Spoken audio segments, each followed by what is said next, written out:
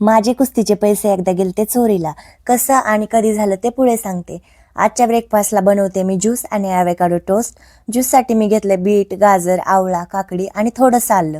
मिक्सरला ग्राइंड करून गाळून घेतलं. हा एकच ॲव्होकाडो मला 99 रुपयाला पडला आहे. त्यात मी टाकले बारीक कापून कांदा, टोमॅटो, मिरची, पेरी पेरी मसाला आणि लिंबू.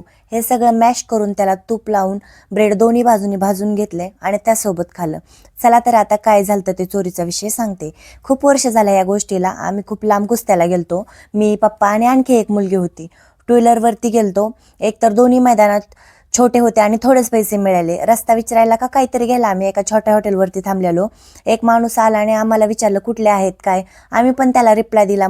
म्हणून त्यांनी आमच्या गावाकडल्या लोकांची ओळख सांगितली. छान आमच्यासोबत गप्पा मारल्या. आम्ही पण त्याच्यासोबत मारल्या. आणि माझ्याकडे होती डमरू किड बॅग. त्याच्या साईडला कप्प्यात मी सगळे पैसे ठेवलेले. आणि कधी बोलता बोलता त्याने पैसे काढून घेतले समजलंच नाही. पेट्रोल टाकायसाठी का काय आम्ही पेट्रोल पंपावर गेलो. बघते तर काय चेन उघडीच आणि 1 रुपया पण नाही त्यात. आणि पप्पांकडे पण पैसे नव्हते. एवढी वाईट परिस्थिती झाली तिथं. तो माणूस एक गोष्ट शिकून गेला, प्रत्येक गोड बोलणारा माणूस चांगला असेल असं नसतं. म्हणून विचार करून पुढच्यावर विश्वास ठेवायचा. त्या दिवसापासून मी माझे दरवेळेस पैसे जपून ठेवते.